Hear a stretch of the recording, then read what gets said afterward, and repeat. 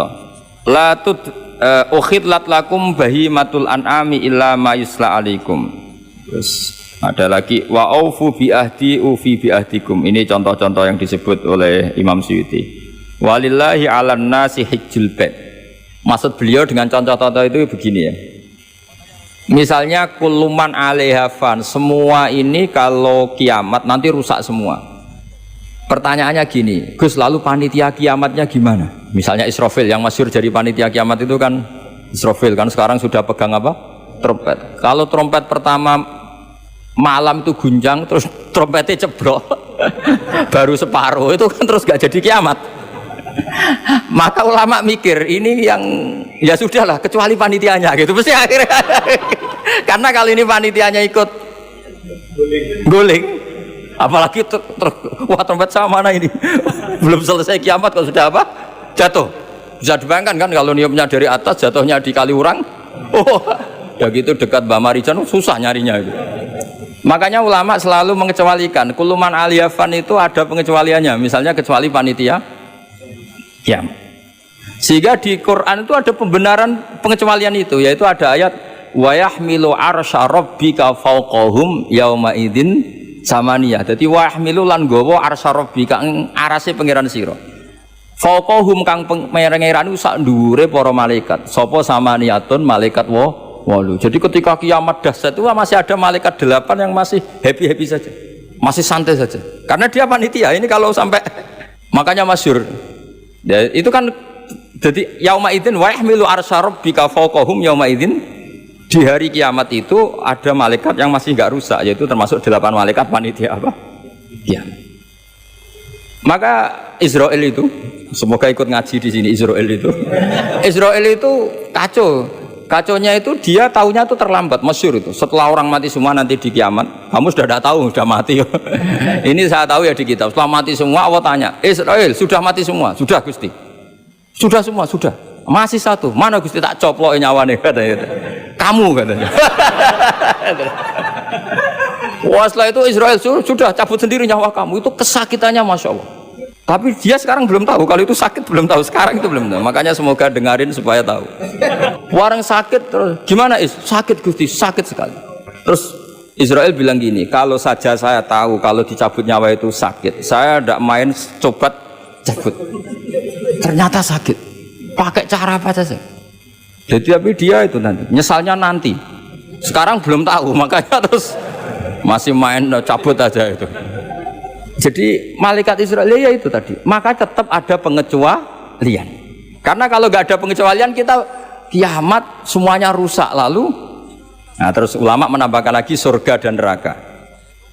Surga dan neraka itu juga termasuk ketika kiamat tidak ikut rusak. Karena kalau rusak, lalu nanti orang-orang ini ditampung di mana? Kamu tahu kan para nabi sekarang posisinya di mana?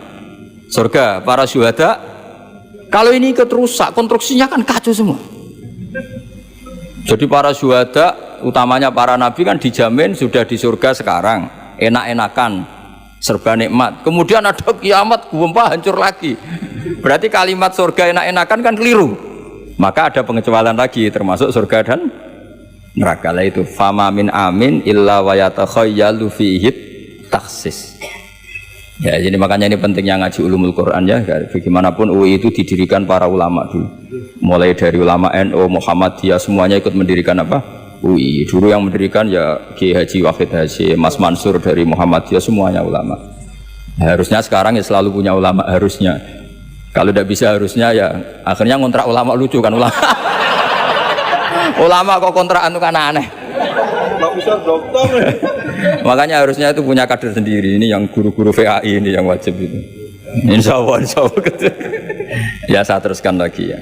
Jadi lafadz-lafadz yang butuh penjelasan kayak ihdinas siratal mustaqim, tunjukkan kami jalan yang lurus. Tentu butuh penjelasan. Penjelasannya apa? Siratal ladzina an'amta 'alaihim, jalan mereka yang telah Engkau beri nikmat. Juga sama walillahi 'alan nasi hijjul bait.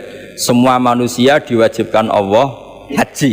Lalu kan tidak mungkin semua manusia punya kemampuan. Akhirnya diberi penjelasan manistato'a ilaihi sabila, yang punya kemampuan ke sana. Jadi itu menunjukkan dari sekian kalimat itu kata Imam Suyuti pentingnya mengkaji, kalau mengkaji am harus sekaligus mengkaji mukhassisnya yang menentukan kalimat itu. Kalau ngaji mujmal, lafadz yang bias, langsung mengkaji mubayyinnya, penjelasannya kayak apa. Ibarat pasal-pasal di KUHP lah. Kalau belajar pasalnya harus belajar ayat-ayatnya supaya tahu detail. Kalau ndak ya kayak tadi persatuan Indonesia berarti bikin partai yang berbeda melanggar Pancasila karena silanya persatuan. Oh ya kacau kalau gitu. Nah kira-kira seperti itu lah lafadz am kalau difahami liar ya kira-kira kayak seperti itu. Makanya saya berharap jangan mudah menvonis karena tidak segampang itu. Misalnya Nabi sering ngendikan laisa minna man ghasyana, tidak termasuk umatku orang yang menipu. Ya ternyata ketika menipu itu tidak perilaku atau cerminan sebagai umatnya Nabi, tapi ya dalam hal menipunya saja. Tapi kalau ketika dia pas sholat, pas zakat, pas baik, ini cerminan umatnya Nabi. Jadi laisa minna efitil kal khoslah, itu semua ulama menafsirkan efitil kal khoslah. Dalam hal itu dia tidak cerminan umatnya Nabi. Tapi di hal-hal yang lain cerminan umatnya Nabi. Karena tetap famay ya'mal mithqala dzarratin khairan yarah wa may ya'mal mithqala dzarratin syarran yarah. Artinya yang baik ya baik, berarti cerminan umatnya Nabi. Misalnya kayak orang tukang nipu, tapi ternyata ya tukang sholat, tukang zakat, tukang puasa, ya sudah pas tukang baik cerminan umatnya Nabi, pas tukang buruk ya cerminan temannya setan lah kira-kira gitu.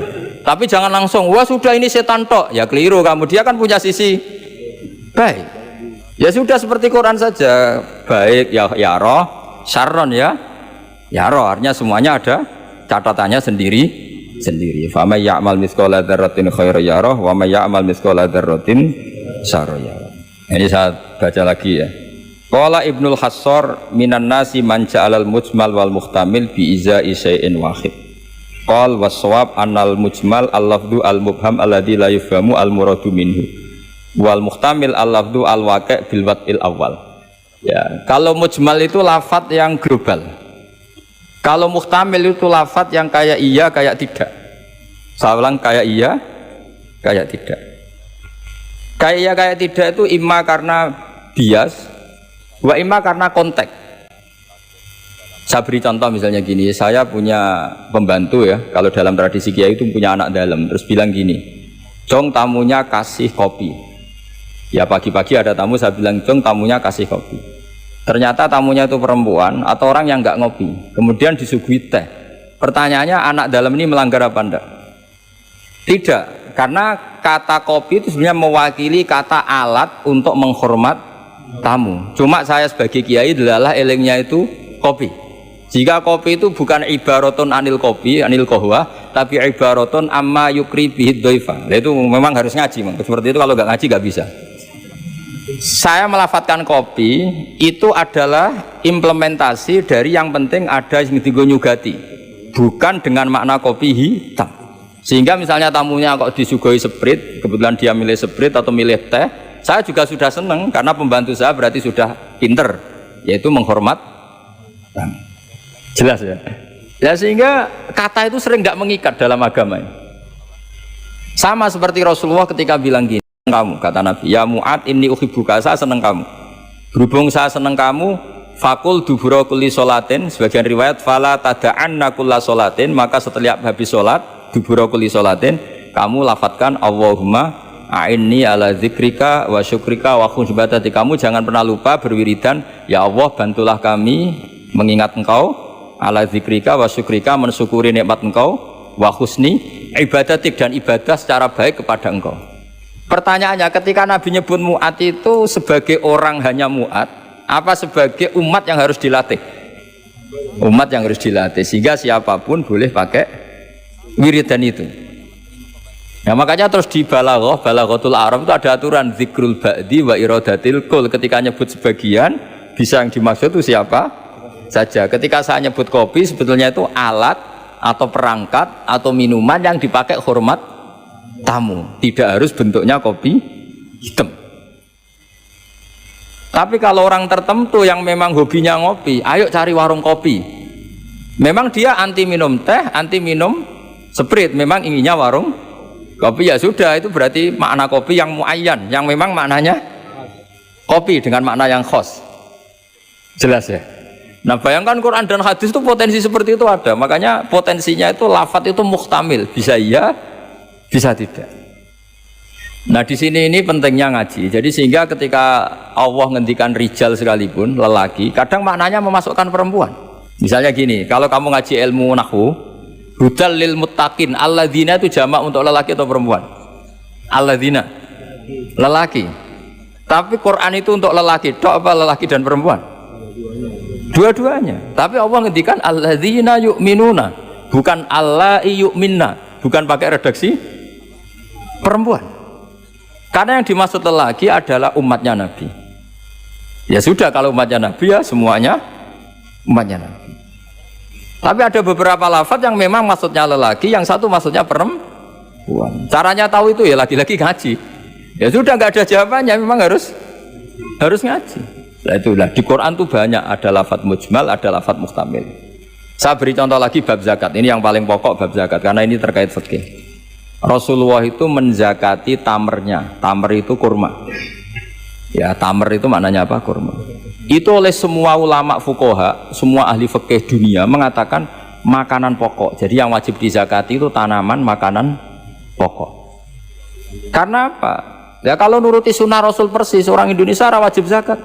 Karena Nabi hanya menzakati kurma. Di Indonesia enggak ada. Iya, enggak ada. Jadi ketika Nabi mengatakan tamer, saya ulang lagi ya, ketika Nabi mengatakan kurma, maknanya apa? Zakatilah sesuatu yang sebagai makanan pokok, makanan khas atau makanan pokok daerah itu. Sehingga kita yang menzakati padi, paham ya? Orang tertentu gandum. Sama seperti cung nak petui tamu sarungan gitu. Ternyata sarungnya itu basah. Wah, daripada basah katoan cekak ya, tidak seperti itu. Sarung adalah ibaratun pakaian yang dianggap sopan dalam tradisi santri. Ketika sarungnya basah, penggantinya juga celana, jangan celana pendek. Karena kalau celana pendek tidak mewakili kesopanan. Jadi kalimat itu bisa diganti, cung nemuin tamu dengan kesopanan. Di antara gambarannya pakai sarung, maka sarung bisa diganti celana. Tapi nggak bisa diganti celana pendek, karena itu nggak cerminan sopan. Sama, cung tamu saya kasih kopi, tentu bisa diganti teh, diganti sprit, paham ya? Tapi nggak bisa diganti toa, paham ya? Karena itu nggak cerminan, jenisnya terlalu jauh, apa? Jenisnya apa? Terlalu jauh. Ya, jadi ini jelas ya. Jadi kalimat-kalimat itu potensinya mujmal, potensinya itu muhtamil atau muhtamal.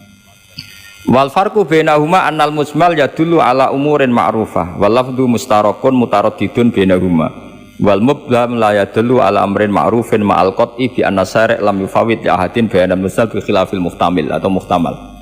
Jadi ya seperti itu semua. Saya contohkan yang gampang itu yang fikih saja ya. Misalnya orang disuruh sholat, sudahlah kamu sholat saja.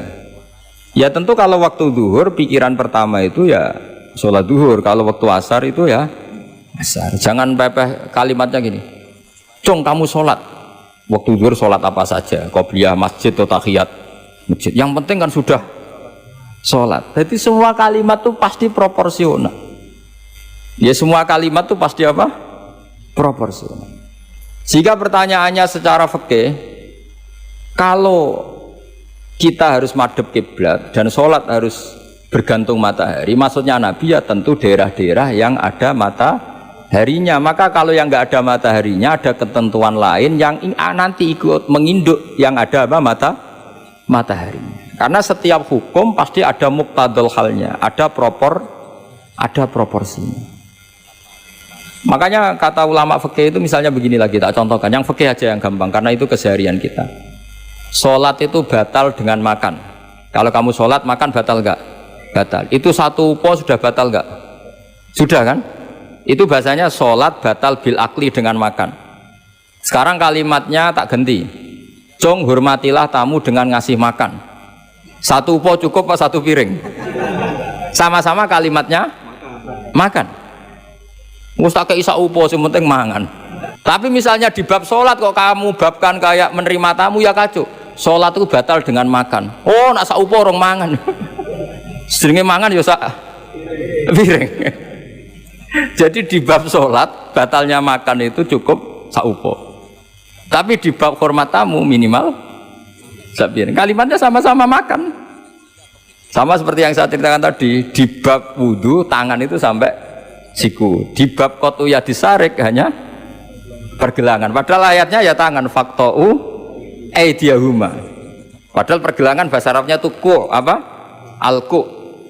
Itu bab-bab yang oleh ulama disebut nanti kalau kamu ngaji Quran, kamu harus hati-hati karena ada lafadz mujmal, ada lafadz muhtamal, ada am, ada khas.